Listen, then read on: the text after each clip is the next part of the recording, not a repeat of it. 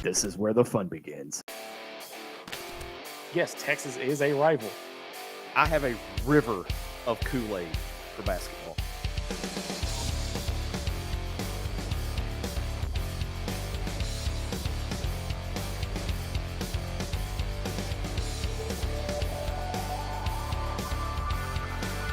It's time to step inside the hog pen.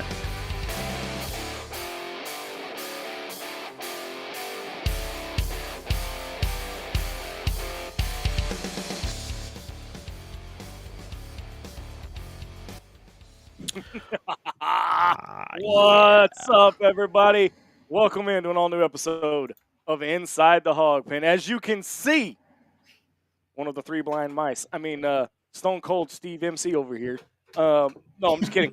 No, it is now officially hoop season here in the Hog Pen. I'm your host, Razorback Zach, as always, from the Central Arkansas Hog Pen. On the far side over there, we got Tyler Callahan. And in the middle, one of the three blind mice is the man, the myth, the legend, and the glue that holds the whole damn thing together, Marcus MC Carlton. MC, can you see anything over there? No, I am head of officials for the SEC. So this is my Halloween costume, being that this is the last show that we have before Halloween, which is Friday. I figured I would get into costume and give you my best SEC official. And you can just pick the sport. It doesn't matter which one. Just pick the sport. Are you Mark Curls from football? Yes. I'm him. I'm Perry Costello. I'm the Caucasian version of TV Teddy Valentine. You ain't right on that one. You are so far wrong. Oh man. Let me get this. I'm trying to get this show cleared up here, sent out real quick. Got a couple of announcements before we get started. First off, we want to send our big condolences and well wishes to one of our biggest fans, Mama Linda. She is having some health issues. She's been with us since day one, along with Casey Sutton. We want to make sure that we shout her out. And Mama Linda, if you're watching, we hope you get better. And we're all rooting for you here at Inside the Hog Pen. And then, of course, we like to give other shout outs here as well. And from a personal standpoint, I've only been a part of her life for 7 months, but she's made a big impact on me. She has, what can I say? She's turned into an amazing young lady. She's my bonus daughter, Brooklyn. She's celebrating 16 years old, and she is already full of sass. That's the good age, man. That's when things get really good. I am now the proud father of two 16-year-old girls and a 13-year-old boy. Please, for the love of God, help me now. Help me now. But I love you, Brookie, and happy birthday. All right, so I guess it's time to hit that new video, MC. All right, so we're gonna. Before I do this, I have to make a shout out of my own. I got two actually. First off, my dear friend Bud Stropel, Front Row with Budrow. He allows me to fill in for him at times on the radio when he's gone. Had open heart surgery last week. Come out of it. Surgery went great. He's recovering really well. Getting to go home hopefully tomorrow or Friday. So shout out to my boy Bud. I was going to ask. Very happy. Yeah, he's doing good. I talked to his wife earlier today. He's doing very good, and they're hopeful to get to go home tomorrow or maybe Friday. So shout out to Budrow. I'm also using the cup that Brooklyn gave me for. There you go. And the other shout out I have is for the Lady Warriors volleyball team from Westside, because they are Spa City bound, baby. Took down their rival Brooklyn in the Final Four today at Wynn in the 4A state tournament, and they are headed to take on Pulaski Academy in Hot Springs for all the marbles. Shout out, ladies. Go finish it. Dude, I had my 20-year high school reunion Friday, and I walked up to it and I was like, where the hell am I? The whole campus has changed. I mean, they've got a brand new video board. For those of you that don't know, I'm class of 2005 at CAC here in down here in North Little Rock. and there was about 15 of us there that were about 25 of us total. But it brought back a lot of memories. Of course, they have all the trophies and the banners and stuff up on the walls and everything. And good Lord, Yeah. Just wait, man, because that's gonna get worse. Because so they have the glass pictures up on the walls too that line the hallways. And of course, it's been 20 years since I've been there.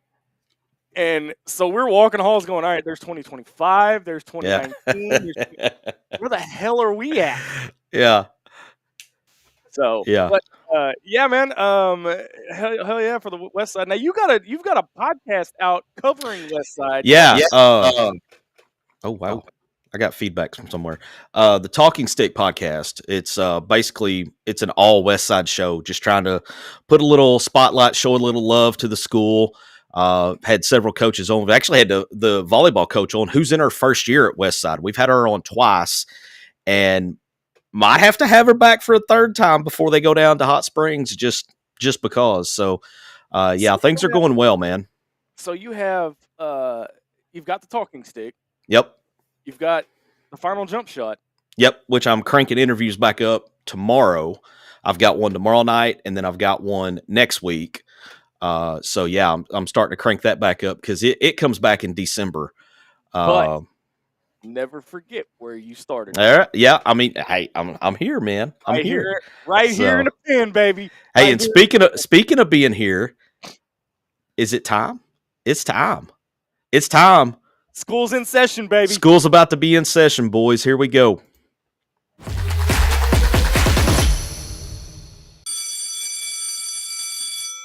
All right, MC.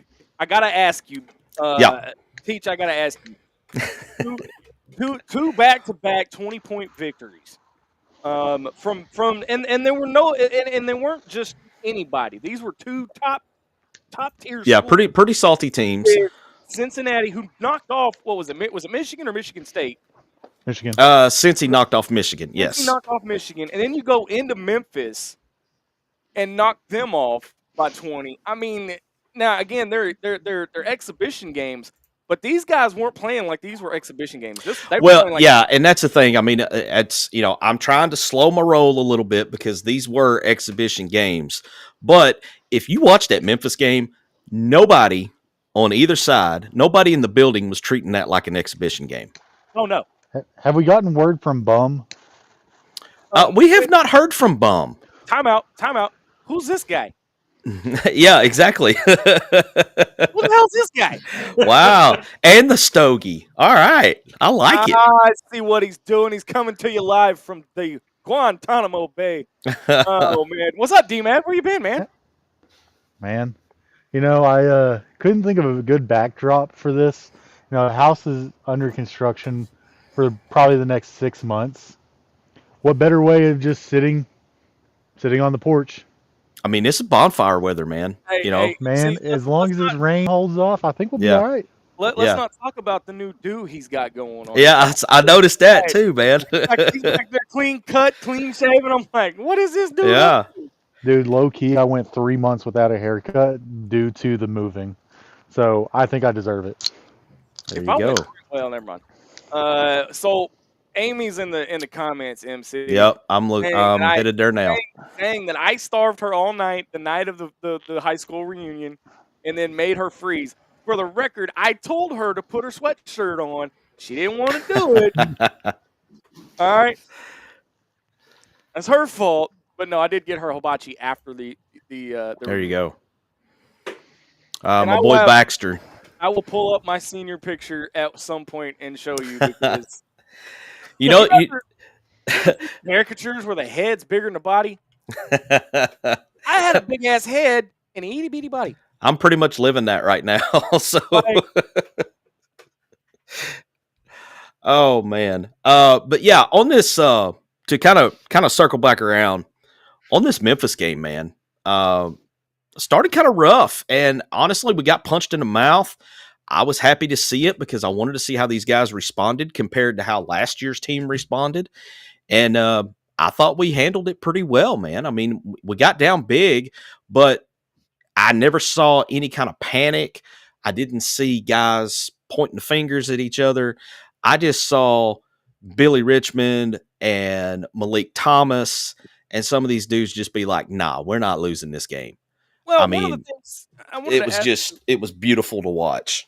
I wanted to ask you, did you want to see them get punched in the mouth early on? Yes, especially in an absolutely. exhibition game, to kind of see how they would respond to somebody of the magnitude. Well, he was the magnitude of Memphis. Memphis is going to be good, y'all. They're going to be good. They're going to contend for that. What are they in the American? They're going to contend for the American Conference title this year. I have no doubt about that. I mean, Tyler, did you watch it, Tyler? Oh yeah, I tuned into every second of it, man. I was impressed, but like you said, in that first half, you kind of got to thinking that, my goodness, didn't look very, very good. But you saw them tighten up their bootstraps and say, "Let's go to work." And man, the second half was. I would be scared if anybody in the country watches that tape back. I'd be scared to play Arkansas after that. Well, and you had 51 bench points. You had 56 points in the paint. And then you had guys just completely doing things that we did not think they were capable of doing, like Billy Richmond with the 3-pointers, man. He made as many 3-pointers in that game as he made all of last season. And I mean, it's just unreal. I mean, these guys, and speaking of Billy, I got to put something up here, guys, because I'm still just absolutely blown away by this picture. This is in the second half. So Billy had just made his second 3-pointer and immediately goes down and then blocks this shot. Yeah, no doubt. And I mean, Crystal Bridges, baby. I mean, that is just. I mean, look at his fingers, man. He's above the white square on the backboard. What do you think his vertical is? Man, it's a lot. I mean, it's at least 42. I mean, it's got to be. You know, I mean, that was just unreal to see him do that. And I mean, I felt like he played, he still played 1,000 miles an hour, but as crazy as it sounds, I thought he was a little more under control than he was all of last year, because he's still playing, he's got that one speed and it's all out. But last year he would do that and he would get in foul trouble. He didn't get in foul trouble the other night. What Let's worried not me forget was, this was homecoming for him. Absolutely, yeah. What worries me was Nick Pringle. Pringle got in foul trouble. Now, there was a couple of them there where I was like, are you serious? They're really going to call that tickle-tack foul? Yeah. And even he was like, are you really calling it on me? Yeah. Yeah, he got, but he was also, it's a little concerning, but if he's going to do it, you want him to do it in an exhibition game. And I thought the announcers were terrible, but the one thing they did that I did like was the guy kept talking about practice fouls. Yeah. And I felt like there were a lot of practice fouls in that game because, as the announcer was pointing out, you're going to let things go a little more in practice. You're going to be a little more physical. You're going to be a little more aggressive. And for an exhibition game, I think you do that, and then you get those fouls out, and then when they come back on Monday night and they play Southern at home, and more importantly, next Saturday when they go to Michigan State, Pringle is going to be a little more. I don't think you'll see him have that kind of foul trouble in the next 2 games. Well, but I mean, at the same time, you've got 2 exhibition games, then you got Southern, Michigan State. Who's the third one they've got coming up the following week? I didn't mean to put you on the spot. No, I got it right here. They have UCA on the 11th after Michigan State. Okay. Well, I mean, and you've got a couple of tune-up games there, but all in all, this team's scary good, and it's just out November. You got to keep them. You got to keep everybody healthy, but these guys seem to be really bought in as far as sharing the basketball. And you look on some of those dunks.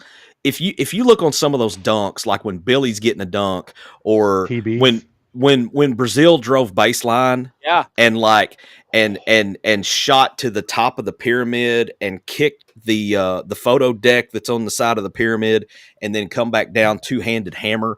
I mean, you saw as much celebration from teammates there as you did anybody in the crowd. Hell, did you see Calipari jump up? When Cal he jumped. Yeah, he made Cal jump. I mean, Man, I'm so glad to see him play with that confidence again. He Yeah. looks. I mean, even from the end of last year, like he's grown even from then. Like his confidence is just back. absolutely. And it's fun to watch.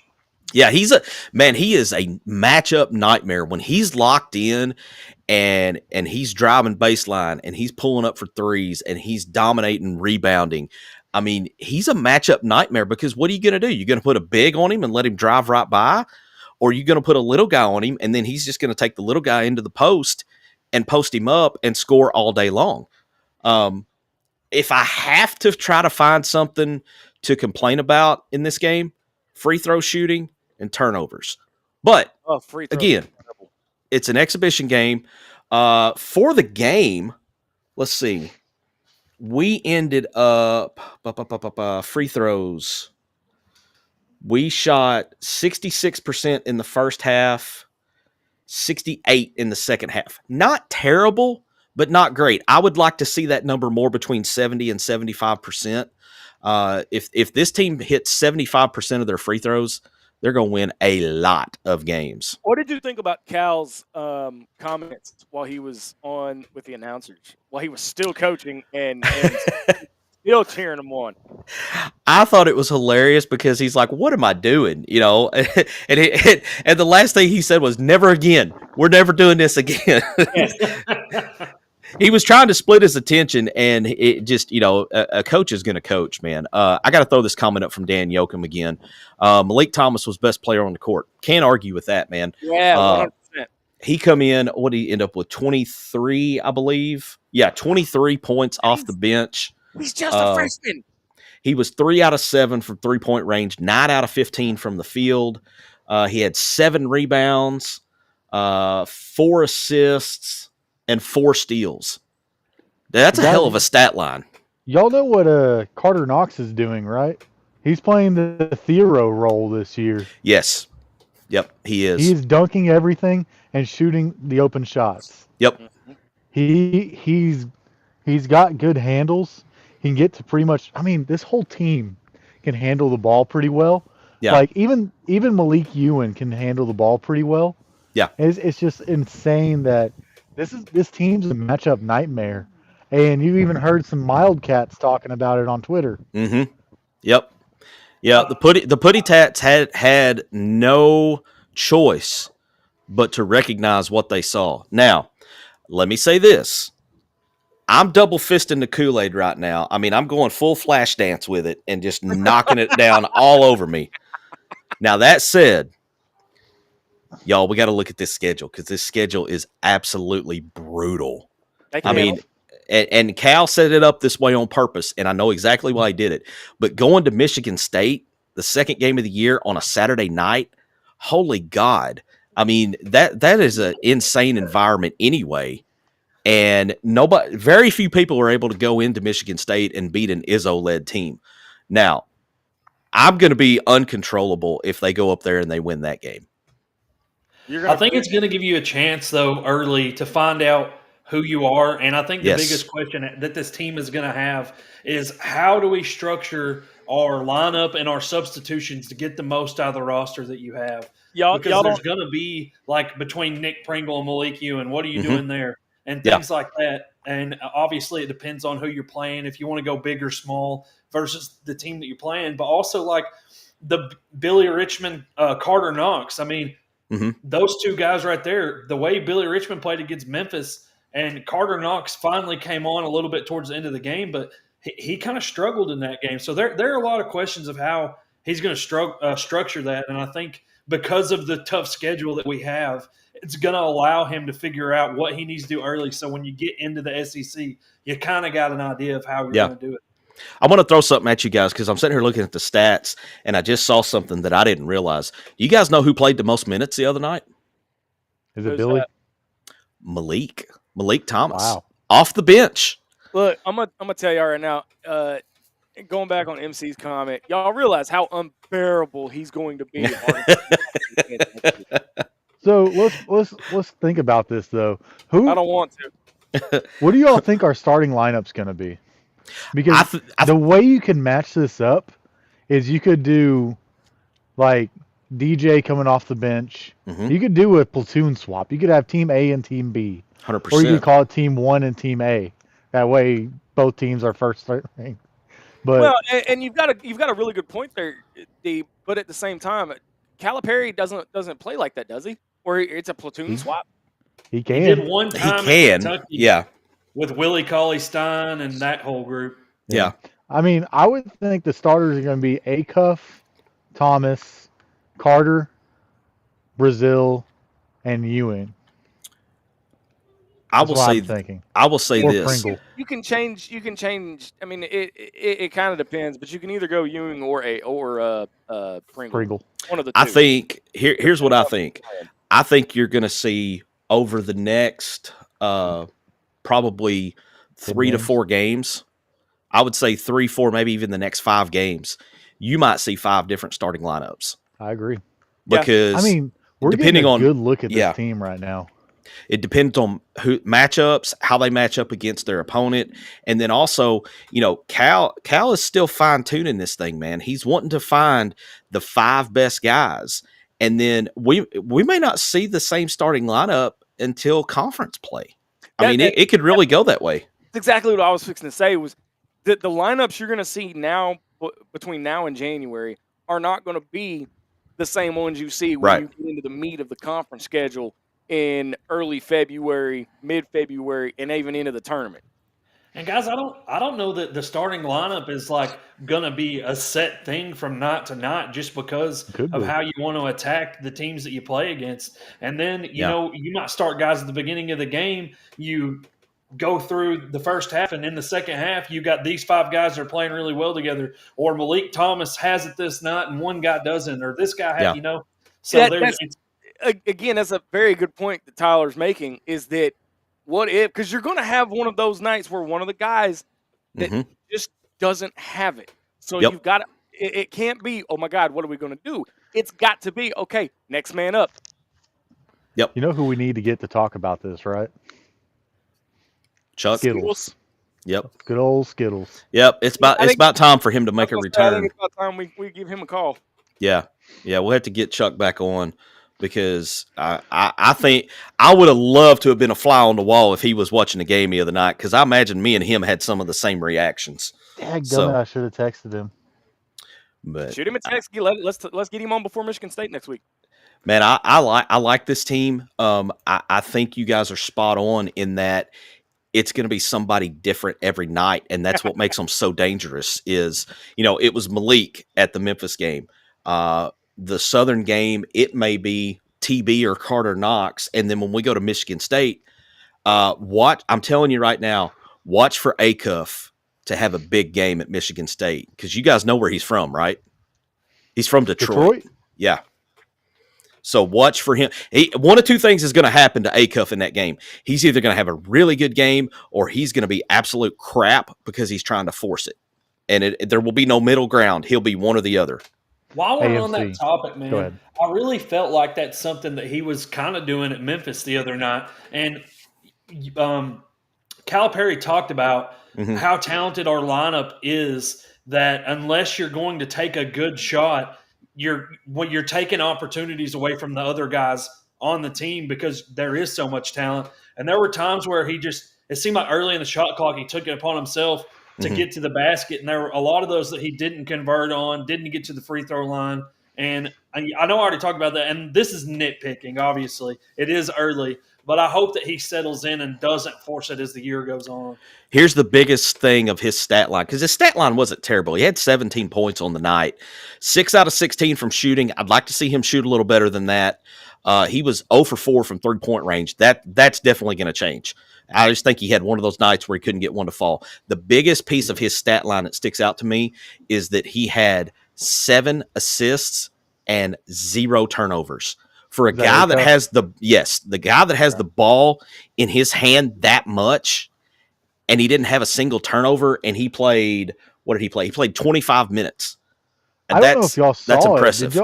He drove to the lane at one point. I'm not talking about the dunk. He drove to the lane, got both feet down, and immediately jumped and one-handed a pass to the corner. Yeah. And I think it was Billy that threw up the 3, but man, it looks so pretty how well he's able to get to his spots. I want to get y'all's reaction on this though. How about Carter Knox's body transformation between last year and this year? Oh, dude, he's swole. Yeah. He has spent a lot of time in the gym. Obviously, because he's thick, man. He's up to like 225 pounds now. You big boy. And a lot of that is like you were talking about, D-Man, with him having to kind of fill into that Theo role and kind of taking up that middle a little bit. You got to be able to, gosh, I'm trying to find the right word because I'm going to sit here and say something that, what's his name, Chuck, said on TNT one time, but he's going to have to sit in there and bang with the big boys, so he's going to have some weight on. Why did I take a drink? Why did I take a drink? I was waiting on it. I was like, oh no. Yeah. Here we go. All right, we're going to step away and take a quick break. On the other side of the break, we're going to continue our conversation. Plus, we've got a little bit of football talk to talk about. Do we have to? Yeah, we just a little bit because I finally won the week during Pick'ems. Oh, Lord. Speaking of being unbearable. It's not going to last that long, I promise. It's a one-off, I promise. But you're listening Inside the Hog Pen. Back with the gang right after this.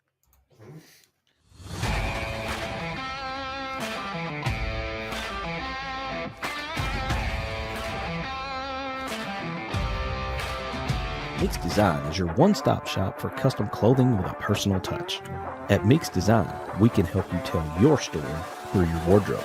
Your imagination on a hat, shirt, pullover, or nearly anything wearable. And while you're picking out some custom clothing, check out the one-of-a-kind handmade soaps from the Bobcat Soap Company. Find us on Facebook and let us create custom swag just for you at Meeks Design. Hey, Hog fanatics. We at Inside the Hog Pen are thrilled to announce that SeatGeek is now a sponsor. As brand ambassadors, we're excited to share SeatGeek as a ticket app that simplifies the ticket buying process for all your favorite events. They provide a 0 to 10 score for each ticket, with green indicating a good deal and red indicating a not-so-good deal. As a special offer, Hog fanatics can get $20 off their first ticket purchase by using the code INSIDEHOGPEN. Check out our socials for the link, and remember to use the code INSIDEHOGPEN.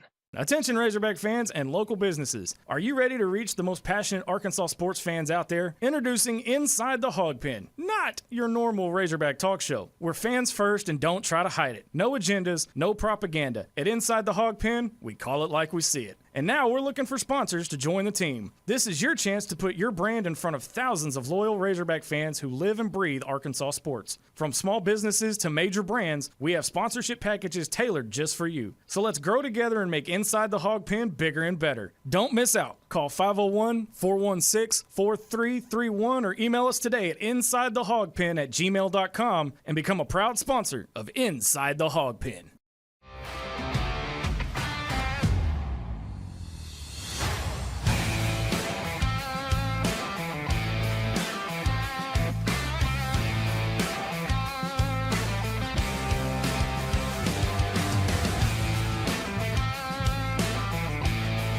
It's time to step back inside the hog pen to the Meeks Design Studios. All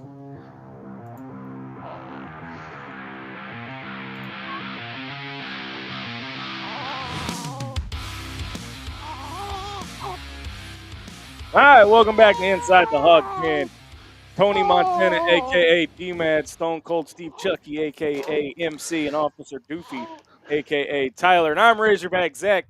All right. And Kylie. So, We got a special guest right now, too.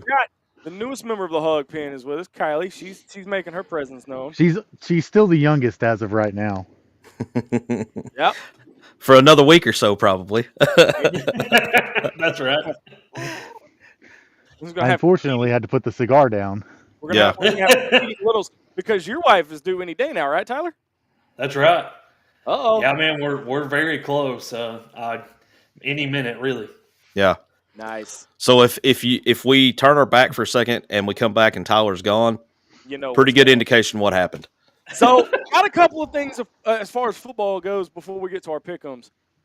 Did y'all see what could happen in a couple of weeks here in the state of Arkansas? The Bobby Petrino will be hired. God Almighty, would you stop that? We won't know. Well, according to we'll get into that in just a second. No, College Game Day could be coming to Arkadelphia to cover Battle of the Ravine between Henderson State and Ouachita Baptist. Yeah. That'd be cool, man. That would be awesome. Yeah. As a Ready alum, all I'm going to say is go Reddies. Never mind. That's all I'm going to say. Go Reddies. Easy there, buddy.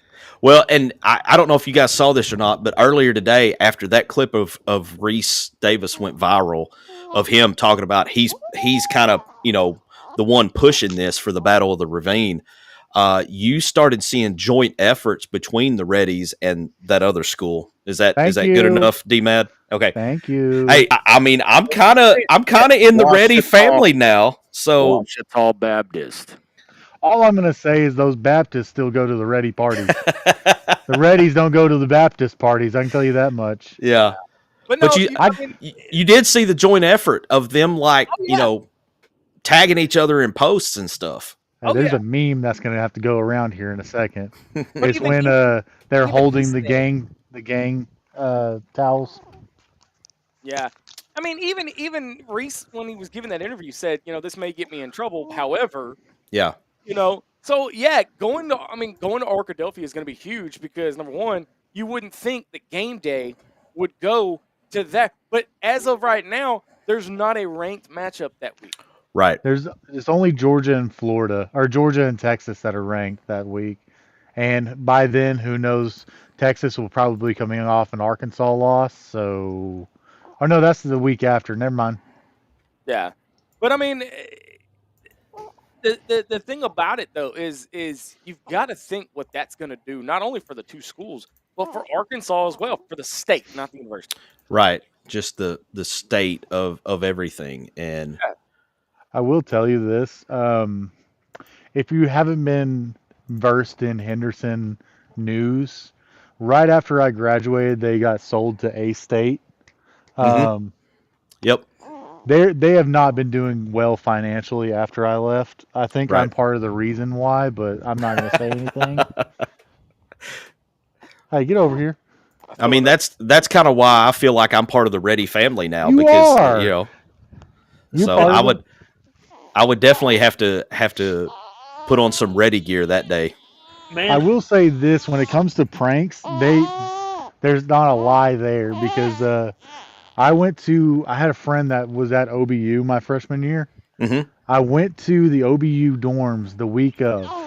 I went to the football dorms, matter of fact. And there's nothing on my car that says Reddies except for a little, 1 inch by 1 inch parking sticker that says Henderson State University. I came out to my car and they had let the air out of all 4 of my tires. That is hilarious. Then they lost by 40 points. All right, so let's get to the elephant in the room, if I shall say that. Another loss, another come up short, another collapse by one side of the football. But here's the thing: it wasn't the defense this time. No, it wasn't. It wasn't at all. So my question is, what the hell happened to the offense? I'll take the first one. Offense as much as I want to say Taylor Green. What happened? So I don't know if y'all watched DJ, but he explained one of the interceptions. Yeah, and it was on Omega Blake. It wasn't on Taylor. It was, and he did it. So he was talking about the touchdown to Raylan Sharp, and the Omega Blake has no choice but has to get outside leverage. That way he can turn the back of the defender right there. Well, he did it twice in that game where he gave an inside move. So now the defender's able to look right at Talon instead of have his back towards him. And so, whenever this happened last with Ryan Mallett, Child's Please happened against Georgia. Well, since he had the inside release the first time, the defender just kind of watched it happen and didn't really get a good play on it. Well, the second time they see it, it gets picked off. I mean, like, there's reasons for rules in football, and you have to play with your keys. Oh my goodness, somebody's upset. I'm with her. She's voicing her displeasure at the way the offense played, and I'm right there with her. But man, how do you get so sloppy in a game that you have, like, you finally have that taste of victory? Auburn has marched back. You still have an opportunity to win the game, and I think from the end of the third quarter through the fourth quarter, I'm pretty sure our last 5 offensive possessions went block, punt, fumble, interception. Yep. I was at my friend's house in Conway, and we were kind of just hanging out. No, we weren't at his house, but by the way, I was keeping up with the game all up until I got to hang out with them, and it was about the third quarter when I got there, and so I looked down and Auburn scores again. I'm like, shit, and then something happens, and I'm just like, what is going on? And then I look at the final score, and they won, and I was like, what happened? And I looked at the last 4 drives for Arkansas. Fumble, no, it was interception, interception, fumble, interception. I was like, what just happened? It's the essential Arkansas of creating ways to lose games. Yep. Yeah, it's like these guys have forgotten how to win. Also, another one of those interceptions you could blame on Blake too, because he kind of alligator armed it. He heard footsteps. He didn't go up for it. And guess what? If you don't go up for it, a defender is just going to sit there and say, "Oh, center field. Let me catch it like the baby." Picture, if you will. Okay. I was in Texas celebrating Brooklyn's Sweet 16 with the rest of the fam, and great party, by the way. Great turnout. And keep in mind, I'm decked out in Razorback gear, standing in Northwest Texas. There'd be Northeast. Northwest is far. Yeah, you'd be a long way from home if you in Northwest. Yeah, they just call that West Texas. There ain't nothing out there either. Well, of course, I'm from the military, dude. I failed land nav, so I don't know. There's steers and something else out in that part of Texas. Oil wells. my future father-in-law and my future brother-in-law were giving me 9 kinds of hell about the way Arkansas lost. But then I looked at him and went, huh, Texas is losing to Mississippi State. It took them to go to overtime, but they still pulled out the win, and I still caught 9 kinds of hell. So what happens this weekend? Because you've got 2 teams that don't know how to win. The unstoppable force is meeting the immovable object, and something's got to give. Do you know what's going to happen? Well, here's the thing. Okay, let me play devil's advocate real quick. What's going to happen? Because we've already saved Hugh Freeze's job. What's going to happen when Jeff Lebby comes into Fayetteville and pulls out a win? Jeff Lebby's not in his hot seat's not hot. No. Like, he's showing this year that his proof of concept is going. Well, no, but at the same time, he has not won an SEC game in 2 seasons. Yeah, but he also has beat a top 25 team. He's building a team right now. So Go ahead. Go ahead. You finish your thought. I was going to say heart over mind here. I think Arkansas has a chance in every game they play. And that's not what you said early on. No. I honestly, like, going back to Alabama, like us playing Alabama, I think I hate to say this, but I remember Chuck back in the day saying, I will never pick Arkansas to lose a game. And I kind of agree with that. If you think Arkansas is going to lose or doesn't have a shot, you need to fire your coach. And I was under the impression that Arkansas has a chance to be in every single game this year. She doesn't agree. Yeah. I gotta agree to a point because, again, Arch Manning, not all that great. I don't even know who the quarterback for freaking Mississippi State is. Shapen. Is it Van Buren? No, it's Shapen. You're right. Yeah, Shapen. So let me ask you guys something about Mississippi State. With the season that Lebby has put together with them, do you think he's going to stick around, or does he parlay this into another job? Because people have seen, because after Mike Leach died, RIP Pirate, that program went to the dumpster. I mean, would he take an Ole Miss job if it opened? Hold on. I got it. You ready? Are you ready? Bombshell right here. Okay. Jeff Lebby, the next head coach of the Arkansas Razorbacks. No, I don't think he'd come here. No. That would be a lateral move. In my opinion. Okay, so it's interesting. That's The how Ole Miss thing is interesting though, because I got you, didn't IMC? Mhm. That's how you do it though, right? If he's going to take another job, he's going to be the next coach at Arkansas. I think if the Ole Miss job comes open, I think they go northwest for their next coach, not that direction. No, You think he's on the dork? Silverfield. I think Ole Miss goes after Silverfield. See, I think if Lane leaves, I'm with Tyler. which on that one. I kind of think he's going to leave, but I don't think it's going to be Florida. I think that's what my fear is. Too. I'm afraid he's going to end up in Baton Rouge, and that should scare the bejesus out of the rest of the conference. It should. But if he does, I think the first call that Ole Miss makes is Summerall at Tulane. And here's why I say that, because he and Lane are very similar in their coaching styles. Now, the Lebby thing is intriguing because let's not forget Jeff Lebby was offensive coordinator And at Ole Miss, brother-in-law. and brother-in-law to, is it to Lane or is it to Keith Carter? I don't remember which one. Keith Carter. You know what? Keith It was Kendall Briles. Never mind. I'm sorry. Oh, that's right. It was Briles. Because they were I'm going back sorry. and forth. But Lebby was there as OC back in 2021. Yeah. Oh, wait a second. Matt Hart's in the chat.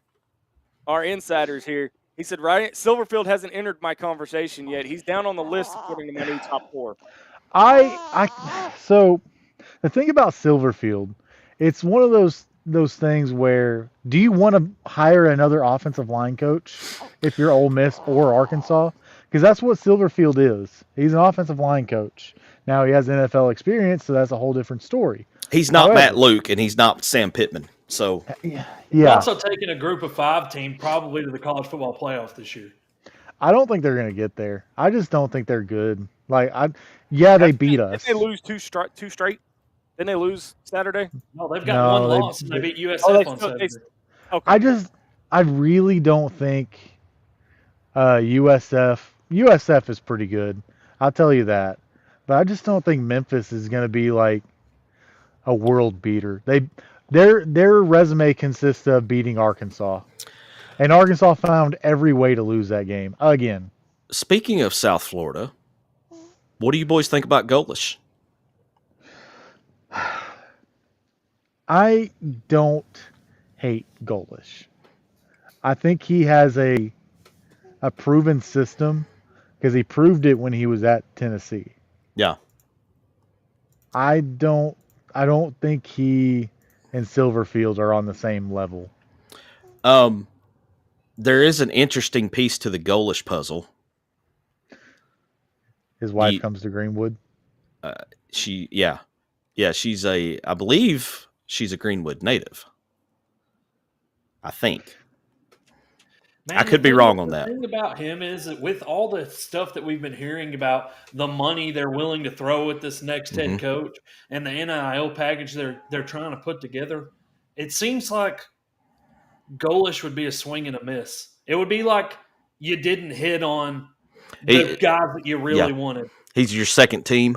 Yeah. Yeah.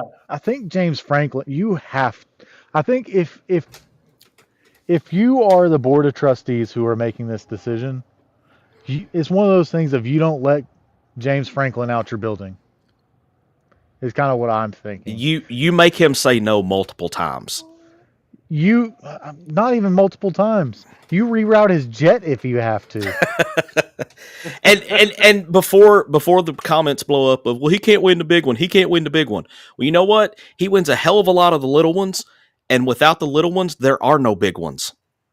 I don't even care if he can't win the big one. We can't win anything. Just get us there. Just to have an opportunity to play in a big game. And I mean, here's another name for you, Willie Fritz. He's not a bad guy to think about either. As in former Florida State Willie Fritz? Florida State's a whole lot different than Arkansas. He built Tulane back up to prominence. But He built Tulane before. Fritz, right? Yes. Okay. He was at Florida State, and look what's going on with Florida State now. It's the same shit, different verse. Ooh, sorry. Is he going to get fired? Is Norvell going to get fired? It's a good possibility. And if he does, here's the thing. Look in the conference itself. All right, Mark Stoops has reportedly gone to their AD, and I think MC was. Yeah. Was it last week or week before? Yeah. He wants out. Okay, so Kentucky comes open. All right, South Carolina, Shane Beamer may be going to Virginia Tech. All right, that one. I can't see that. I can't see Virginia Tech hiring a guy that's having the kind of season that he's having. I mean, he's not exactly tearing it up right now at South Carolina, and the whole family thing. I don't know, man. I'm not. Shane Beamer reminds me again. This of is just a picture, though. Yeah, but he reminds me of a 2025 version of Houston Nutt without the wins. Because he's kind of he's a football Eric Musselman without the wins. Absolutely. Bro, you just blew the mind of everybody watching right now. Houston Nutt without the wins, Eric Musselman with. Well, but he's so some of the stuff, some of the antics and stuff that Muss did. He was high energy when we were here. We overlooked it. Well, it didn't look as cringe as it does when he's at USC. I kind of see a lot of cringe in Beamer, and I mean he's okay. He's okay. He's not had a lot of success. Here I am talking about somebody that wears sunglasses, and I brought out the Minecraft wafer wannabes tonight. So are those? Man, here's the deal. Here's the deal with Beamer, though. If Virginia Tech shows interest, does he leave just to avoid the hot seat at South Carolina? That could happen. Are y'all ready for me to poke the biggest hole in the Deion Sanders coaching? Do not Zach, calm down. Just calm down. Calm down and let me make the point, okay? Just let me make the point. Hang on, let him make his point. I'm going to poke the biggest hole that you could ever poke into somebody's coaching resume as to why to hire him. If he is such a good coach, and if he is just the best recruiter, and he's the X's and O's guy, why doesn't LSU go after him? Why doesn't Florida go after him? Yeah, that's fair. Why does it have to be Arkansas to go after him? Your daughter's telling you you're making good points. He got beat by Utah by 40. Yeah, I think he's gonna the shine is off of Coach Prime, in my opinion. No Score Sanders, no Travis Hunter, nothing to save his ass. He doesn't have a heart for coaching now. No, he doesn't. Yeah, I would agree. And I didn't mean to go off on a tangent before you did, MC. Here's the deal, and I'm going to circle back to the Razorbacks for just a second. If you don't land the top 1, 2, or 3 guys, and MC, I need you to be ready for this. Okay. If you don't hit the top 1, 2, or 3 guys that you have on your list, then you go bring in somebody who excites the fan base, even if it's a spectacle. That's what I'm talking about, man. Who is it, MC?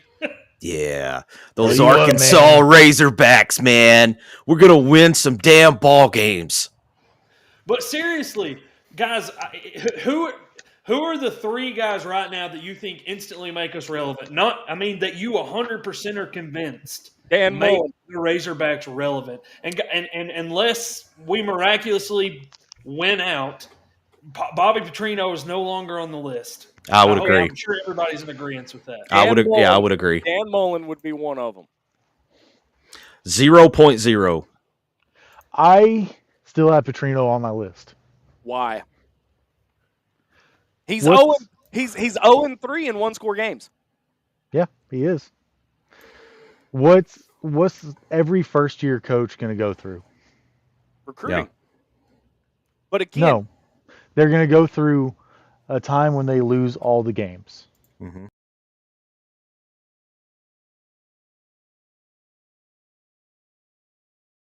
crushed right now, and that reason is not because of any other reason but besides he's the first year coach. He took over the team after week 3, I think. Week 3 or week 4. Here's This team is basically his at this point. And let me we're ask you going a to end off this year going up instead of going down. Let me ask you a question, though, D. Okay. Yes, he's got the interim tag, but he's not a first-year coach. This is not his first rodeo. You're missing what I'm saying. Okay. The first year of a coach is, say, Shane Beamer when his first year at South Carolina. They were bad. Yeah. Chad Morris's first year at Arkansas. They were bad. Now we thought second year it was going to get better. First year of Sam Pittman, we were 3-7. Second year of Sam Pittman, we were 9-3, 9-4. Okay.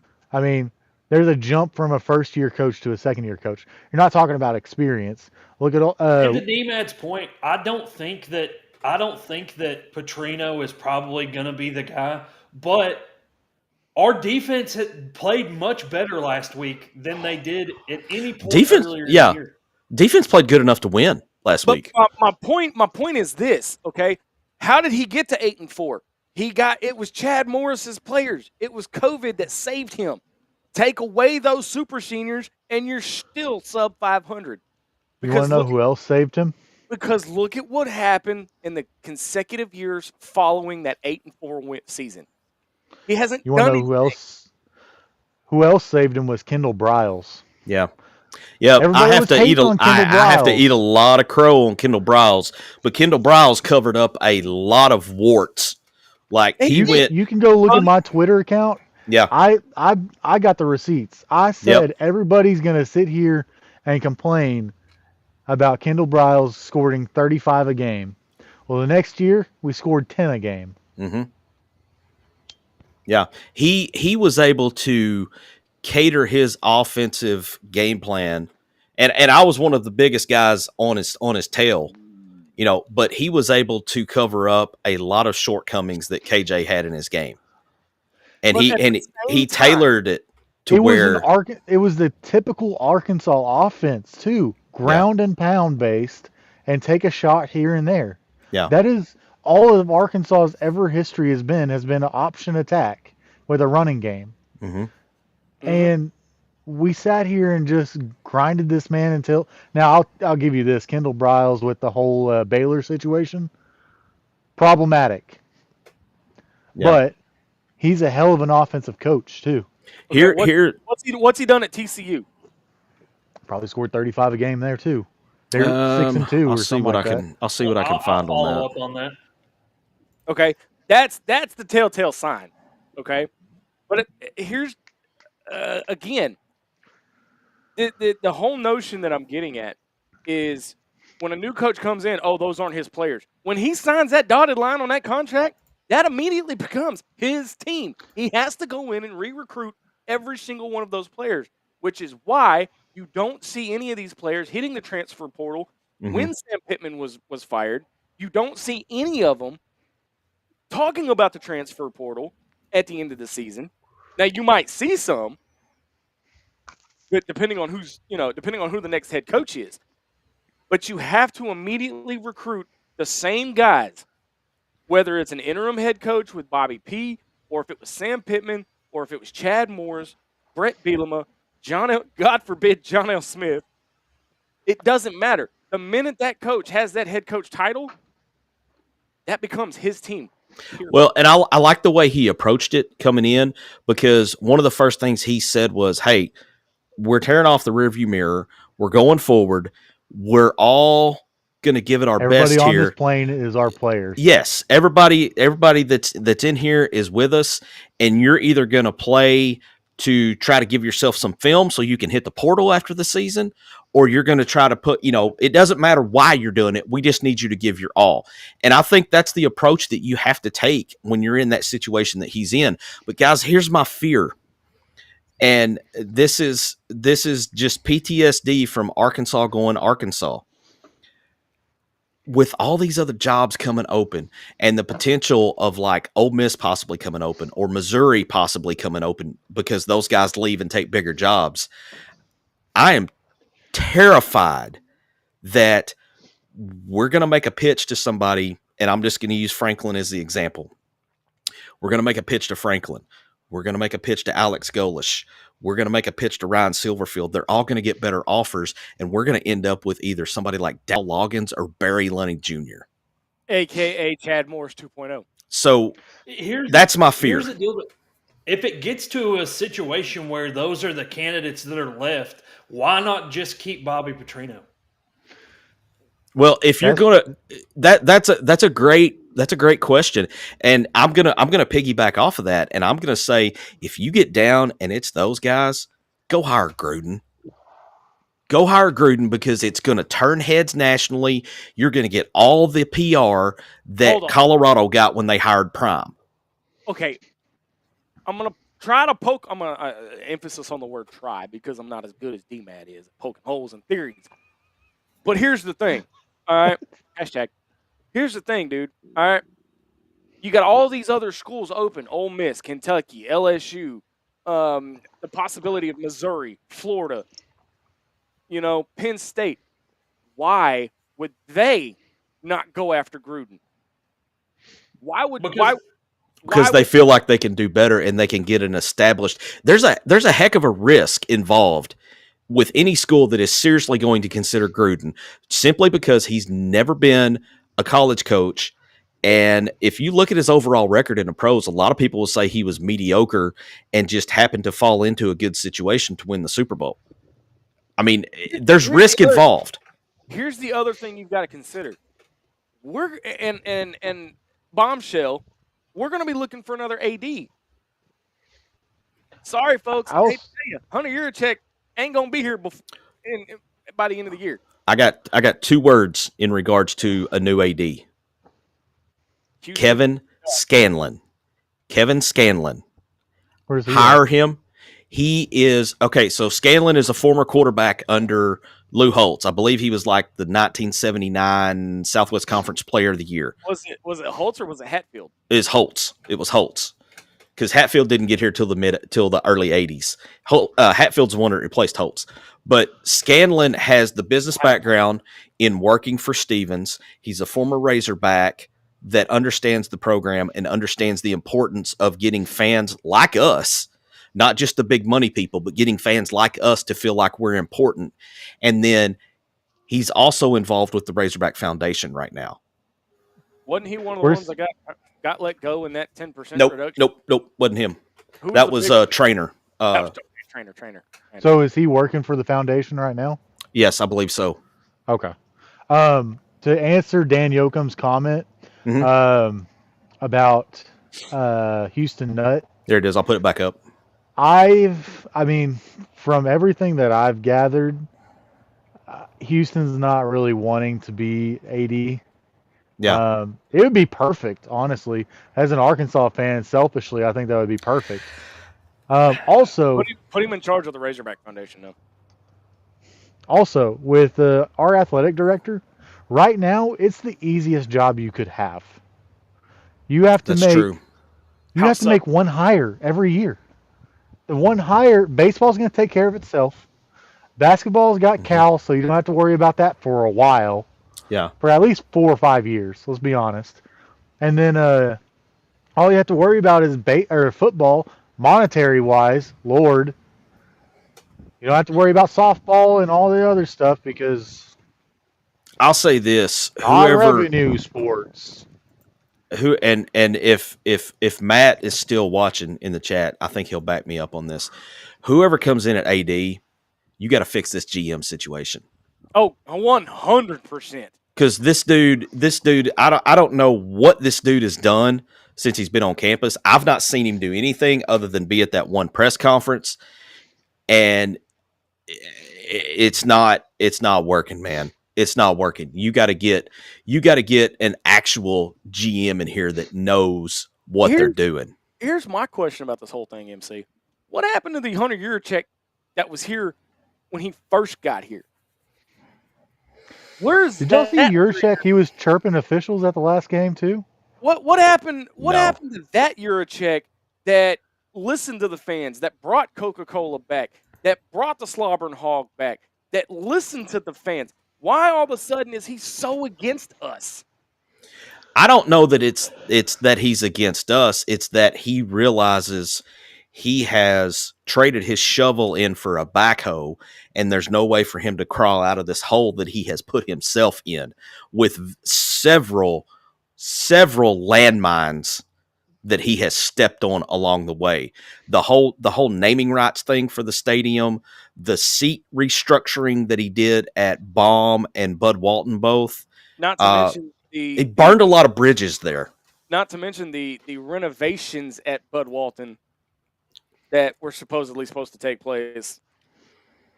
Yeah, yeah. The biggest thing I think too, guys, is the swing and misses that he's had for NIL. I mean, he's been horrible, absolutely horrible for that, and he's probably got this. You know, he's to the point now where he's just give out. Like he's tried to handle all this stuff. Every time that especially the NIL, he just swung and missed. What he thought was going to happen did not happen, and he banked so hard on things happening a certain way, and they never did. And now we're behind the 8 ball, and it's his fault. Well, and it is his fault. You know what Ohio State did with their NIL stuff? They asked all the Ohio State fans, "Can you donate $20 a month?" If you have, I would say Ohio is probably population-wise similar to Arkansas. I don't know the exact numbers, but I feel like even if you ask people for $10 a month, hell, you can do $10 a week for some people. But if you ask for $10 a month from 3 million people, I feel like most could actually probably swing $10 a month. And that's automatically $30 million into your account every month. Yeah, but our athletic director's too stupid to figure that out. He asked for $100 a month. Well, it's not stupidity. It's his personal feelings coming through, and that's where he screwed up with this whole NIL thing to begin with, is that the statements he made publicly never should have been made publicly. You want to say it in private, you want to say it with your staff, that's fine. But you cannot go publicly and talk about how much you hate NIL and you think it's horrible and all this. And then, because you can't tell me that other ADs have not used that against him. Hey, MC, absolutely. do you think Keith Smart's gone into a meeting and said, well, Arkansas doesn't have money and their AD hates NIL? Exactly. What do you think Keith Carter's done with that? Oh, I mean, he has pantsed Hunter Yuracheck so many times now that I've lost count. I mean, it's just ridiculous. All right, it's not a gray area. It's a black or white. Do we want our athletic department to succeed, or do we not? That is how dire it is to get that figured out. 100%. Again, and I said this, and wrapping up on this subject before we get to our picks so we can get out of here tonight. You know, I said this on Dave because I'm still a guest on Dave. I even said this. I said, here's the thing. Ohio State took $20 million, $30 million, and went out and won a national championship. And they're, all these other athletic departments are celebrating all these athletic budgets of, $300 million or whatever. And we're down here trying to, clapping for going from $150 million to $180 million. Yeah. That's chump change. That's what Ohio State used to go win a national championship. But we spent $16 million. We spent $16 million, and we can't even get 8 wins. Sorry. Go ahead, D. All I was going to say is I think when you're talking about rankings of jobs, Arkansas is a sleeping giant. I really think that. And I think it can be, yeah. If you get the right people into that job, there's nobody that can stop you. You have 3 billionaires on speed dial. 4 if you count Jerry. I don't think. Also, I think if Drink were to leave Missouri right now, I still think Arkansas is a better job, because I think that Missouri just got lucky when they hired him. I would agree. Yeah. They got a really good. I didn't want to say that. I didn't want to compliment that dork. They got a really good coach for a lot less than they were expecting. Because if you look at Missouri's athletic department, what are they good at? Nothing. Nothing. I think there's a little thing that said that they haven't won a championship in like 70 years. Yeah. Aren't they called the Show Me State? Yeah. And then if you want to look at every time they've had success in recent history, who were their coaches? Mike Anderson. And now Drink. 2 Arkansas people. Yeah. Yeah. Hey, I gotta throw this comment up from Dan. It's gonna cover Tyler and DMAD both, but it's a really good comment. So Won't cover my forehead though. So Dan Yoakum says, I don't know if I represent the everyday common middle class fan, Razorback fan or not, but my opinion is this. We and I can't read it fast enough.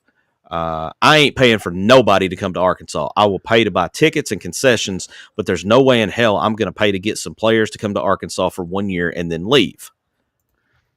And he says, my opinion, everybody's got one. I don't necessarily disagree with you, Dan. I don't necessarily disagree with that. I have a hard time with the whole NIL thing too. And my thing is the reason I have such a hard time with it is a little bit different from yours, because if we were winning, I'd probably find a way to throw a little bit of money to it. And if I trusted what they were going to do with the money, that's the other piece of it. Yeah. But I totally throw a little bit of change at the basketball team last year. I did for the basketball team because I trusted what was going to be done with that. And where did they end up? That's the thing. That's what you got to look at. They ended up in the Sweet 16. Where'd the football team end up at? Yeah. I will say this. I can't get on Dan for having that opinion because dude, in a way, I'm kind of with you. I kind of wish we could go back to where if players were getting paid, it was in duffel bags being left under overpasses, and it's under the table, and it's just that McDonald's wink, bags. McDonald's bags and the $100 handshakes and all that. I mean, because what we're doing now is killing the game. Man, and one more final comment on the. Sorry, Zach. Before we move on, one more final comment on that. Yeah. If you can get a coach that excites, that everybody knows this guy X's and O's solid.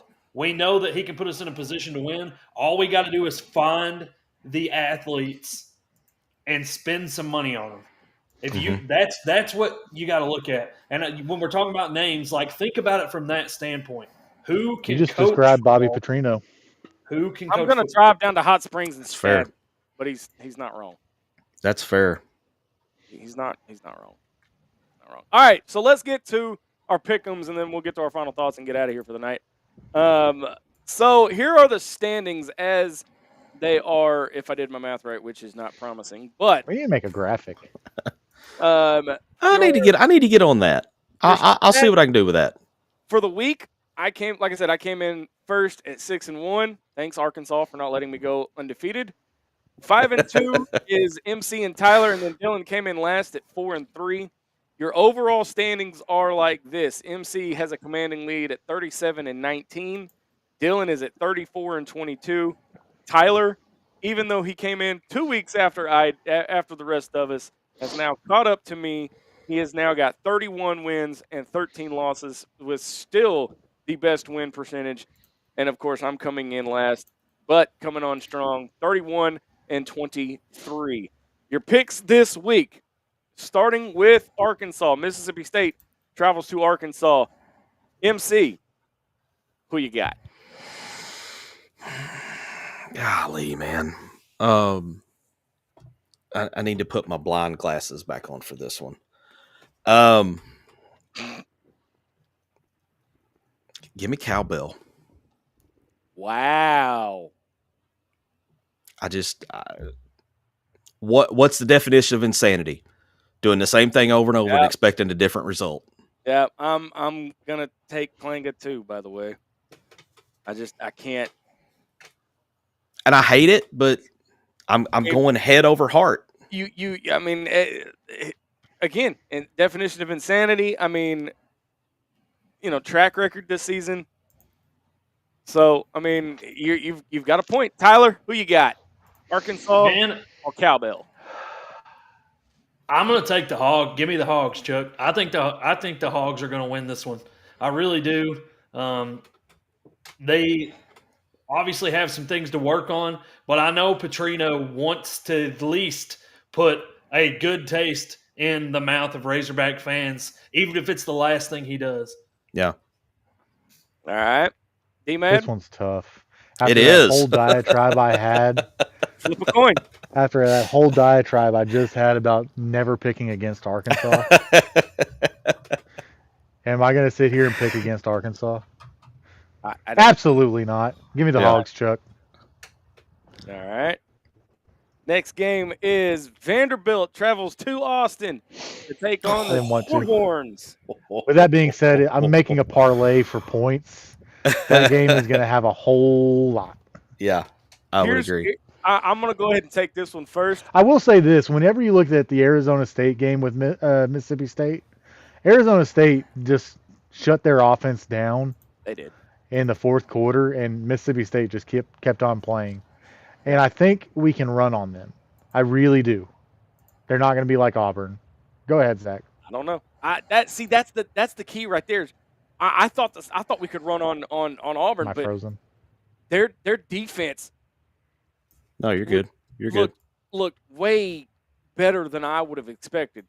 But in this matchup, Vandy at Texas, y'all know me. I'm never picking Texas for anything, no matter who they're playing. But anchor freaking down, baby. Anchor down. Yep. Yeah. MC, you taking anchor down? Yeah. No doubt about it. If you pick Texas. Guys, if Arch Manning clears concussion protocol, he threw for 346 yards and 3 touchdowns last week. I saw that. They finally figured it out with him last week. Mm-hmm. They did. That Texas defense is talented. I know that they gave up 31 points to Mississippi State. I know they did, but they're still talented. And what makes Vanderbilt's offense click? Diego Pavia being able to run the ball, because the guy doesn't typically throw for 200 yards. I think that Texas defense stifles Diego Pavia. I think Arch Manning has another great day, and I think the Longhorns run away with it at home against Vanderbilt. Wow. Okay. MC, D-Mad, I'm going to make an executive decision in front of the rest of the guys. Tyler, you're fired. Hey, when my win percentage goes up and yours goes down. Oh, now he's wanting to talk crap. Okay. All right. I got something for your ass. Give me Diego. Go, Diego, go. Now he's wanting to talk crap. Okay. All right. Okay. All right. No. All right. Duke travels to Clemson to take on the Clemson Tigers. This one, I flip a coin. I mean, I'm gonna take the edge because Clemson's a 3.5-point favorite. Give me Clemson. Golly. By the way, I tried to pick some tough ones. Tyler. So yeah, you did good, man. We're rotating picks for all of these, and Tyler was the one that picked the games this week. No, thanks, babe. Thanks. I appreciate it. And we haven't even talked about the possibility of Dabo leaving Clemson, because I think there's a real possibility there. Yeah. Yeah. Give me Dabo. We're gonna bring our own guts. Tyler, I'll take Dabo. Man, Duke looked well earlier in the year. They surprised me. I can't remember which game it was, but the Syracuse game. And Syracuse hasn't looked great ever since. But Clemson's 3-4. I know they're trying to get a win, but obviously the 2.5 line. This is a close game. Just for the sheer fact of the rest of you picking Clemson, I'm going to take Duke. I knew he was going to do that. Just to be different. I like it. I don't like that game. I really don't. When he goes 0 for this week, what are we going to do? You can embarrass me on air next week. I would never do say that. something about my win percentage. I would never. Just going to tank your win percentage. Look, my fiance's in the look at this. You're so welcome. She's wearing you out. I will never call the Hogs on November 22nd. Never say never. On November 22nd. Oh no, that was a bad time to say that. Yep. Only because I'm calling the Hogs at the wedding. What about when they have to play us in basketball too? Don't forget. Well, And baseball. She's Well, not a basketball fan. No, they- we're not playing her. I forgot they avoided it. They avoided us in baseball this year. The only time we may play Texas is at the SEC tournament. That's reason enough to go to Hoover right there. Yeah, that's what I'm talking about. All right, Oklahoma travels to Tennessee to take on the Vols. Is it Boomer Sooner or what is Tennessee? Rocky Top. Yeah. Ooh. Threw a blank there for a minute. Man, that I'm gonna take Tennessee just because it's at Tennessee, right? At 6:30, it's a night game at 10. Oh yeah, night game at 10. Oh yeah, and they're bringing out the dark mode jerseys and everything. Yeah. Vols all the way. Yep, same. Give me Tennessee. Tyler? Guys, when I picked this one, I've been struggling with this one all day. I really have. Huh? We lost D-Mad. Yeah, we lost D-Mad. I've been struggling with this one all day because Tennessee's defense is terrible. It's as bad as Arkansas's. I mean, it's really, really bad. And I thought that Oklahoma showed some potential to move the ball a little bit against Ole Miss last week. And Oklahoma still does have a very good defense. I'm struggling with this one. It's another tough one, man. I mean, you did a good job picking these because these are some tough games.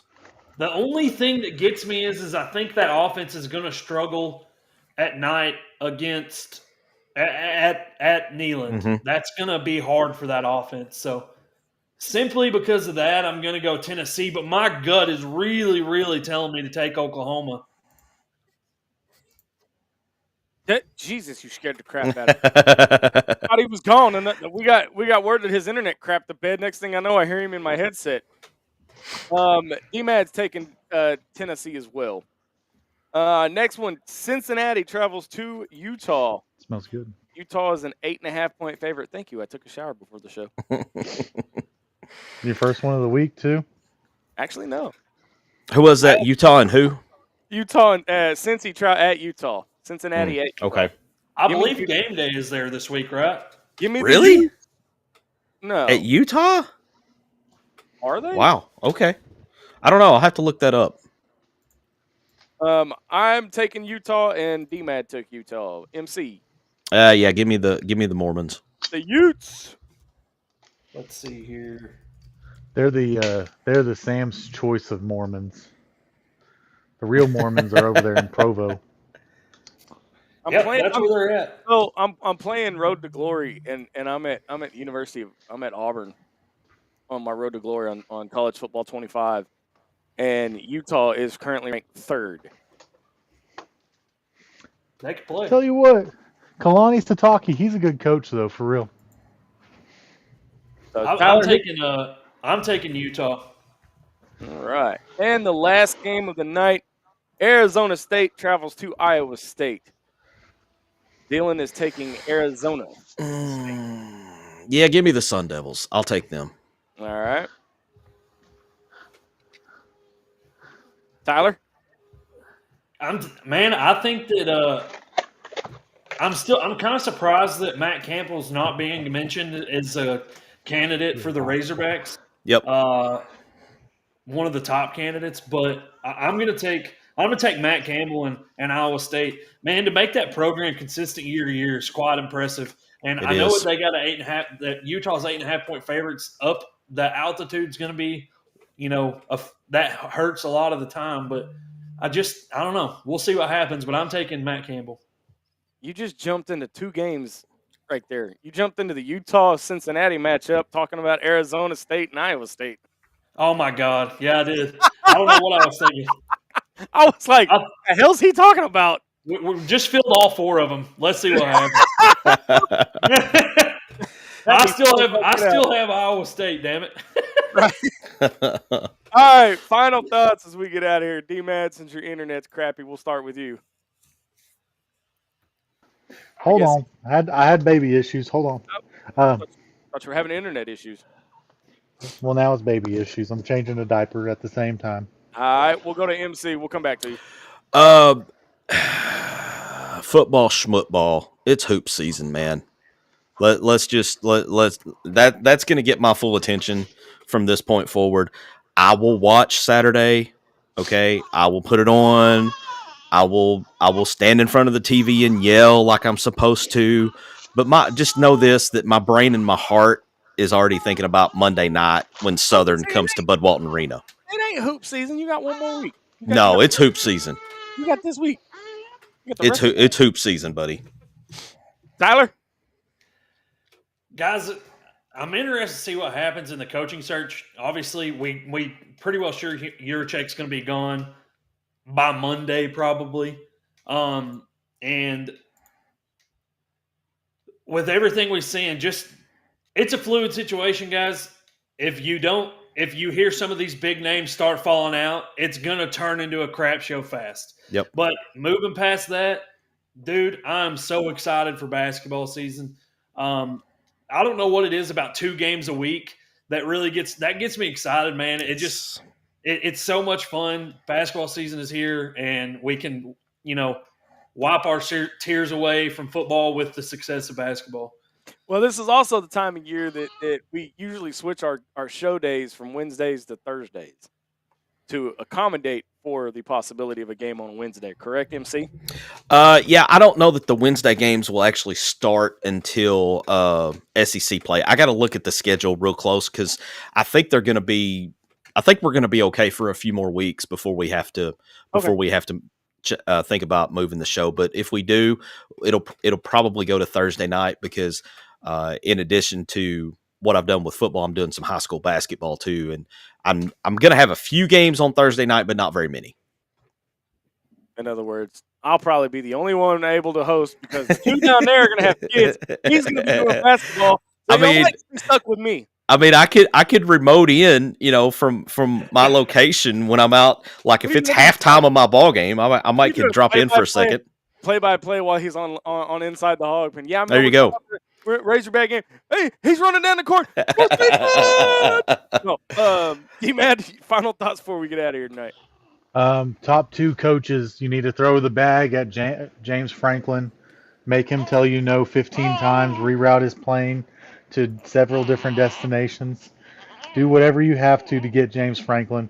If not James Franklin, I'm staying on the Bobby Petrino train. Come on. All right. That's going to do it for us. For Marcus MC Carlton, Tyler Callahan, and the absent but yet still here by voice only, Dylan D-Mad Mad, and I'm Razorback Zach. You have been listening to an all-new episode of Inside the Hog Pen. Until next time, so long, everybody. Thanks for watching this episode of Inside the Hog Pen. Listen anytime on your favorite podcast provider, and be sure to follow us on all our social network channels.